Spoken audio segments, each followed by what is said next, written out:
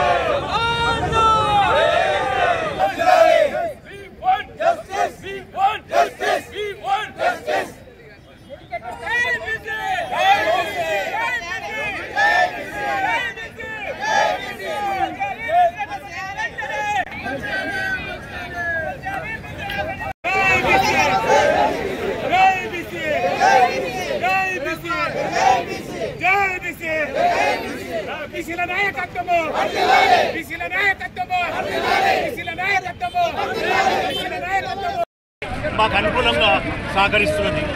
BJP కూడా మాకు సహకరిస్తున్నది. ఉభయ కమ్యూనిస్టు కూడా సహకరిస్తున్నది. టీఆర్ఎస్ పార్టీ కూడా సహకరిస్తున్నది. మరి ఎవరి మీద ఉద్యోగం ఎవరి మీద? ఇప్పుడు మాకు ఏంటిదంటే అందరు కూడా సహకరిస్తున్నారు కాబట్టి మరి అందరూ ఓకే అంటే మరి మాకు 42% రావాల్సిందే కదా. మరి కేవలం మిగిలింది ఒకటే, ఒక మాధవ్ రెడ్డి గారు ఒకరే హైకోర్టులో వేసింది, గోపాల్ రెడ్డి ఒక్కడే సుప్రీంకోర్టులో వేసిర్రు. వాళ్ళిద్దరూ ఓకే అంటే మాకు 42% మాకు వస్తుంది. మరి ఎవరి మీద ఈ ఉద్యమం, ఎవరి మీద? అందరూ అందరూ కూడా అనుకూలంగా మాకు సహకరిస్తున్నారు. మరి ఎవరి మీద ఇది మన సర్పంచ్లు కానీ, జడ్పీటీసీలు కానీ, ఎంపీపీటీసీలు కానీ గ్రహించాలి. ఓ సర్పంచులారా, ఓ జడ్పీటీసీలారా, ఓ ఎంపీపీటీసీలారా, ఓ బీసీ బంధువులారా, మనం ఈనాడు గ్రహించవలసింది ఏంటంటే తరాలుగా మనం నష్టపోతున్నాం.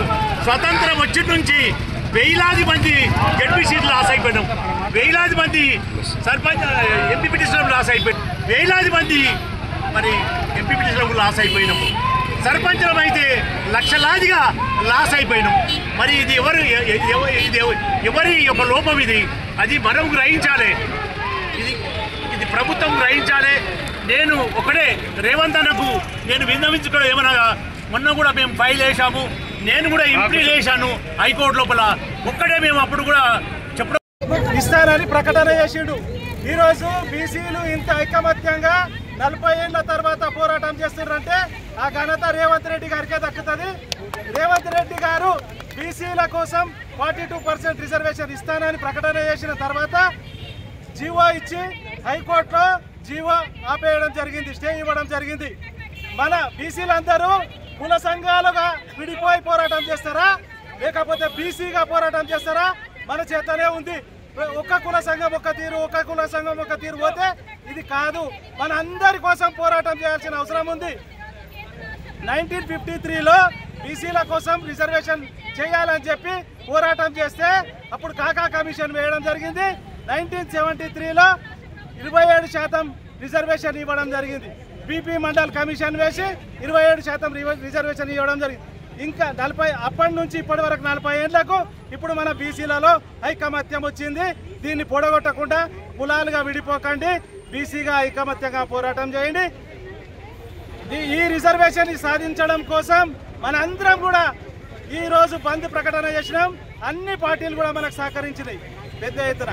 టీఆర్ఎస్ కూడా మద్దతు ప్రకటించి బంద్లో పాల్గొని మన బంద్ను దిగ్విజయం చేసినాయి. మన వికారాబాద్ అందరూ అన్ని సంఘాల వారు ప్లస్ వ్యాపారవేత్తలు అందరూ కూడా స్వచ్ఛందంగా బంద్ పెట్టిండ్రు. బస్ డిపో కాడికి పోయినా పొద్దున 4 గంటలకు వాళ్ళు కూడా బంద్ ప్రకటించారు. అన్ని కరెక్టే ఉన్నాయి, కానీ మనము ఇక ఈరోజు బంద్ చేసి ఇట్లా వండుకుంటే కుదరదు. ఇక ముందు తెలంగాణ ఉద్యమాన్ని ఏ విధంగా అయితే అప్పటి నుంచి 20 ఏళ్ళు పోరాటం చేసి తెలంగాణ తెచ్చుకున్నామో, మన బీసీల రిజర్వేషన్, బీసీలకు 42% రిజర్వేషన్ కూడా ఇక ముందు పెద్ద ఎత్తున ఉద్యమం చేసి బీసీల రిజర్వేషన్ సాధించే వరకు పోరాటం చేయాల్సిన అవసరం ఉన్నది. సెంట్రల్లో బీజేపీ గవర్నమెంట్ 2019లో 7వ తారీఖు నాడు పార్లమెంట్లో ఈడబ్ల్యూఎస్ రిజర్వేషన్ తెచ్చింది. ఈడబ్ల్యూఎస్ రిజర్వేషన్ 10% రిజర్వేషన్ని, 10% రిజర్వేషన్ని ఒకటే రోజులో పార్లమెంట్ పాస్ చేసింది. 8వ తారీఖు నాడు రాజ్యసభలో పాస్ చేసింది.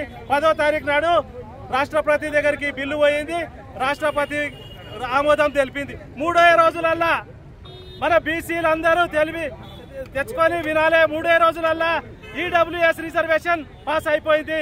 మనము 56% ఉన్నాం, అలా 42% అడుగుతున్నాం. ఎందుకు ఇస్తలేరు? మన అందరం కూడా తెలంగాణలో ఉన్న బీసీలందరూ హైదరాబాద్ పోయి ఒక్కరోజు 1 కోటి మంది ఖాళీ సప్పుడు చేయకుండా కూర్చుంటే ఆటోమేటిక్గా మనకు 42% రిజర్వేషన్ వచ్చేస్తుంది. మనం ఇళ్లలో పండుకొని నాకు రిజర్వేషన్ వస్తలేదంటే ఎవరు ఇయ్యారు? అమ్మాయినా సరే అడగంది అన్నం పెట్టది. పోరాటం చేయాల్సిన అవసరం ఉన్నది. పెద్ద ఎత్తున బీసీలందరూ కూడా పోరాటం చేసి రిజర్వేషన్ సాధించేంత అంతవరకు కూడా పోరాటం చేయాల్సిన అవసరం ఉంది. జై బీసీ. బీసీల న్యాయమైన కోరిక 42% రిజర్వేషన్ల గురించి ఏదైతే జేఏసీ ఏర్పాటు చేసి రాష్ట్ర బంద్కు పిలిపించిన తరుణంలో కూడా ఈరోజు అన్ని రాజకీయ పార్టీలు కూడా సంపూర్ణ మద్దతు తెలపడంలో భాగంగా ఈరోజు మా కాంగ్రెస్ పార్టీ తరఫు నుంచి కూడా గౌరవనీయ ముఖ్యమంత్రి గారు ప్రవేశపెట్టిన 42% రిజర్వేషన్లు బీసీల కోసం పెట్టడం జరిగింది. అది అసెంబ్లీలో కూడా ఏకగ్రీవంగా తీర్మానం చేశాం కాబట్టి మరి వారు కూడా అదేవిధంగా పిసిసి అధ్యక్షులు మహేష్ కుమార్ గౌడ్ గారు కూడా పిలుపు మేరకు స్పీకర్ గారి ఆదేశానుసారం మేమందరం కూడా కాంగ్రెస్ పార్టీ నుంచి బీసీల యొక్క ఈ బంద్ పిలుపులో పాల్గొని వాళ్ళకి సంపూర్ణ మద్దతు ఇస్తున్నాం. వీళ్ళ యొక్క న్యాయమైన కోరికను ఖచ్చితంగా మనం అందరం కూడా మద్దతు తెలిపి ఇది ఖచ్చితంగా 42% అయ్యే విధంగా మనం అందరం కృషి చేయాలని చెప్పి తెలియజేస్తాం. ఈరోజు బీసీ సంఘాల పిలుపు మేరకు వికారాబాద్ జిల్లా హెడ్ క్వార్టర్ లోపల మరి బంద్కు పిలుపునివ్వడం జరిగింది.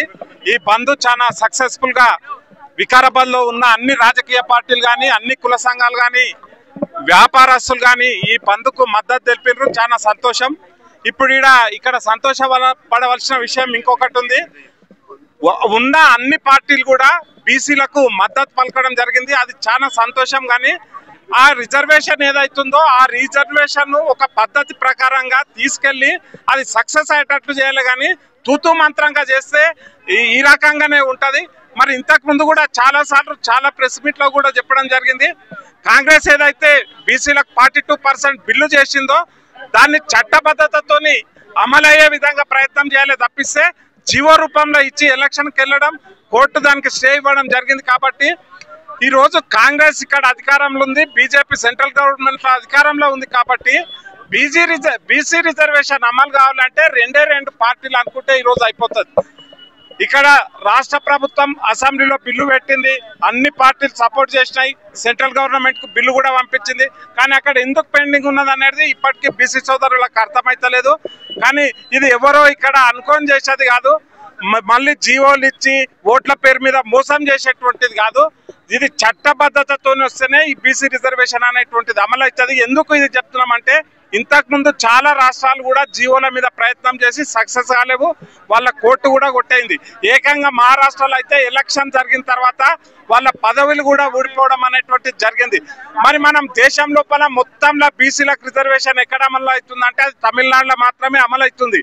మరి తమిళనాడులో ఎట్లా అమలు అవుతుంది? వాళ్ళు అక్కడ తమ యొక్క శాసనసభల బిల్లు పాస్ చేసి మరి పార్లమెంటులో కూడా బిల్లు పాస్ చేసినందుకు మాత్రమే అమలు అవుతుంది. కానీ తూతు మంత్రంగా జీవోల ద్వారా ఇస్తాం, మేము అందరం పార్టీగా సపోర్ట్ ఉంటామంటే బీసీలకు న్యాయం జరగదు. ఎవరైతే చేసే స్థాయిలో ఉన్నారో, ఎవరైతే నిర్ణయాధికారం ఉన్నదో వాళ్ళు ఒక నిర్ణయం తీసుకొని బీసీలందరికీ, ఎందుకంటే దేశంలో రాష్ట్రంలో ఎక్కువ జనాభా కలిగినటువంటి బీసీలందరికీ న్యాయం కావాలంటే ఎవరికైతే అధికారం ఉందో, ఈరోజు సెంట్రల్ ఉన్న పార్టీ కావచ్చు, ఈరోజు స్టేట్లు ఉన్న పార్టీ కావచ్చు, వీళ్ళు నిర్ణయం తీసుకుంటే బీసీలకు 100% ఈ యొక్క 42% రిజర్వేషన్ అమలు అవుతుంది. ఇంకా దీన్ని ఇదే విధంగా తాత్పర్యం చేస్తే మున్ముందు బీసీ సంఘాలన్నీ పెద్ద ఉద్యమంగా మారి రిజర్వేషన్ అమలైన దాకా వినమని నేను ఈ సందర్భంగా తెలియజేస్తున్నాను. జై బీసీ. అందరికీ ప్రతి ఒక్కరికి ధన్యవాదాలు తెలియజేస్తున్నాం. అదేవిధంగా రాష్ట్రంలో బీసీ కులగణన చేయడంతోనే అది కొంచెం బాగాలేదు. కాబట్టి ప్రజాక్షేత్రంలో పెట్టాల్సినటువంటి బీసీ కులగణన మీరు దాగుడు మొదలన్నట్టు మీ దగ్గరనే పెట్టుకొని రహస్యంగా ఉంచినందుకు దాన్ని కోర్టు కొట్టివేసింది. కాబట్టి మీరు ఇప్పుడైనా సరే రాష్ట్ర ప్రభుత్వం మా బీసీ సోదరులను తప్పుపట్టకుండా మా బీసీ సోదరులను అభ్యర్థులను మీరు పరిగణలోకి తీసుకొని సమయానుకూలంగా మీరు వ్యవహరించి కొంత సమయం తీసుకున్నా సరే ఖచ్చితంగా డెడికేటెడ్ కమిషన్ వేయండి, ఖచ్చితంగా దాన్ని చట్టం చేయండి. ఈ చట్టాన్ని మళ్ళీ అసెంబ్లీలో పెట్టి ఇక్కడ నుంచి పార్లమెంటులో పెడితే అప్పుడు పార్లమెంటులో ఉన్నటువంటి మా బీజేపీ పార్టీ పక్షాన ఇక్కడ తెలంగాణ నుంచి 8 మంది, అటు బీజేపీ పార్టీ అదేవిధంగా కాంగ్రెస్ నుంచి ఇంకో 8 మంది, వీళ్ళందరూ కూడా మద్దతు తెలిపితే అప్పుడు రాజ్యాంగ సవరణ జరిగి 9వ షెడ్యూల్లో పెడతారు. ఇది అసలు విషయము. దీన్ని పక్కన పెట్టి మీ ఇష్టం వచ్చినట్టు ఒక జీవో తీసుకొచ్చి కోర్టులు వేసి ఇక మేము మీ తరఫున కొట్లాడినాం, దీనికి వ్యతిరేకం వేరే పార్టీ వాళ్ళ మీద తప్పేస్తే ఇది సరైన పద్ధతి కాదని రాష్ట్ర ప్రభుత్వానికి మేము విజ్ఞప్తి చేస్తున్నాం. ఈరోజు జనాభాలో 60% ఉన్నటువంటి బీసీలకు ఏదైతే అన్యాయం జరుగుతుందో దానికి సంబంధించి ప్రభుత్వానికి నిజంగా చిత్తశుద్ధి ఉన్నట్టయితే 42% అనేది కేవలం బీసీలకే ఇవ్వాలి. అందులో మైనారిటీలైన ముస్లింలను చేర్చడం వల్ల మాత్రమే దీన్ని తీసుకెళ్లి కోర్టు దాకా వెళ్లాల్సి వచ్చింది. అంతేకాకుండా మైనారిటీ రిజర్వేషన్ వాళ్ళకే ఉంచి బీసీలు ఎవరైతే నిజమైన బీసీలు ఉన్నారో వాళ్లకు మాత్రమే 42% ఇవ్వాలనే ఈ పోరాటానికి మద్దతుగా అందరూ కూడా నిలిచి కేవలం బీసీలకే ఈ రిజర్వేషన్ అందే విధంగా వాళ్ళు ఆలోచించిన రకంగా ముస్లింలను ఇందులో చేర్చడం వల్ల నష్టపోయేది మన బీసీలే. కాబట్టి దానికి వ్యతిరేకంగా జరుగుతున్న ఈ పోరాటానికి అందరూ అర్థం చేసుకొని మద్దతు ఇచ్చి కేవలం బీసీలకే 42% రిజర్వేషన్ ఇచ్చే విధంగా ప్రభుత్వం చర్యలు తీసుకోవాలని కోరుకుంటున్నాను. ఆమోదం పొందించినటువంటి 42% రిజర్వేషన్ తప్పకుండా అమలు చేయాలని చిత్తశుద్ధితో కాంగ్రెస్ పార్టీ పనిచేసింది. ఏమని పనిచేసింది? కాంగ్రెస్ అసెంబ్లీలో పెట్టింది, అది పార్లమెంటుకు పంపింది, రాష్ట్రపతికి పంపింది, గవర్నర్కు పంపింది. గవర్నరు ఆమోదించడం లేదు, రాష్ట్రపతి ఆమోదించడం లేదు. దీంట్లో లోపాలను మాత్రమే వెంకేటందుకు బీజేపీ ప్రభుత్వం ఆలోచిస్తుంది. బీజేపీ ప్రభుత్వం అనుకుంటే 2 రోజులలో మనకు 42% రావడానికి అవకాశం ఉంది. కారణం ఏమిటంటే రాష్ట్ర ప్రభుత్వం ఆమోదించినటువంటి తీర్మానాలన్నింటినీ ఆమోదించకపోతే జీవో 9 తీసుకురావడం జరిగింది. జీవో 9 ద్వారా ఇంప్లిమెంట్ చేయాలి. ఏ కోర్టులు దీంట్లో ఇన్వాల్వ్ కాకూడదు. ఈ కోర్టులు కూడా బహుశా నా దృష్టిలో కొంత ఏమి మాత్రము మరి ఆలోచించిందో తప్ప స్టేట్ కోర్ట్ మన రాష్ట్ర హైకోర్టు ఏమని ఇచ్చింది అంటే ఎలక్షన్ ప్రాసెస్ చేసుకోండి, కానీ ఈ జీవో 9 మేము స్టే చేస్తామంటే ఎలక్షన్ ఎట్లయితుంది? ఎలక్షన్కి ఇచ్చిందే జీవో 9. ఈ 9 ద్వారా ఒకవేళ మనం ఇస్తే 42% ఓటులకు ఎవరు వెళ్ళకపోతే ఇంప్లిమెంట్ చేద్దాం, ఎలక్షన్ జరిపోదాం. గ్రామ పంచాయతీలు, మండల పంచాయతీలు, జిల్లా పంచాయతీలకు రావాల్సినటువంటి కేంద్ర ప్రభుత్వం ఇవ్వాల్సినటువంటి డబ్బు వచ్చి రాష్ట్రాన్ని అభివృద్ధి చేద్దామని కేంద్ర కాంగ్రెస్ పార్టీ, రాష్ట్ర కాంగ్రెస్ పార్టీ ఐక్యమత్యంతో ఇటువంటి తీర్మానం చేయడం జరిగింది. ఈరోజు ఏదైతే కేంద్ర ప్రభుత్వం బీజేపీ గవర్నమెంట్ దీన్ని తెలంగాణను రోడ్ మోడల్గా చేసుకొని దేశమంతటా కూడా ఎస్సీ ఎస్టీ జనాభా ప్రాతిపదికన ఎప్పటికప్పుడు సవరించాలని ఏదైతే ఉందో ఆ రకమైనటువంటి సవరణ రాజ్యాంగం చేయాలి. 9వ షెడ్యూల్ చేస్తే మాకు వస్తుండొచ్చు. 9వ షెడ్యూల్ ఇంపార్టెంట్ కాదు, రాజ్యాంగ సవరణ జరగాలి.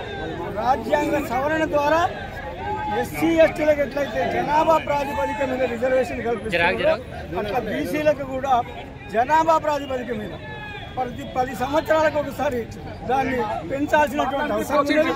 ఆ రకమైనటువంటి ప్రతిపాదన. రెండోది కూడా ఈరోజు ప్రభుత్వం కూడా సపోర్ట్ చేస్తుంది బీసీల ఓట్లకు. అటు మిగతా పార్టీలు కూడా ఇష్టం లేకుండా సపోర్ట్ చేస్తున్నారు కేవలం బీసీల ఓట్ల కొరకు. కాబట్టి ఈరోజు బీసీల జనాభా రాష్ట్రపరంగా దేశపరంగా ఆలోచించి ఈ యావత్ దేశం మీద కూడా బీసీ ఉద్యమం ప్రారంభమవుతుంది. దానికి బీజేపీ గవర్నమెంటే బాధ్యత వహించాల్సి వస్తుంది. మీరు ఎంతసేపు ఉన్నా బీజేపీ గవర్నమెంట్ ఇక్కడ ఆలస్యం చేయొచ్చు, అక్కడ ఆలస్యం చేయొచ్చు, అది మీ చేతి ఉన్నది. కాబట్టి మీరు మళ్ళీ కూడా బీజేపీ ఈ కేంద్రంలో కానీ రాష్ట్రంలో కానీ అధికారానికి దూరం అయిపోయేటటువంటి ఆలోచన ఉంటే మీరు ఆలోచించారు.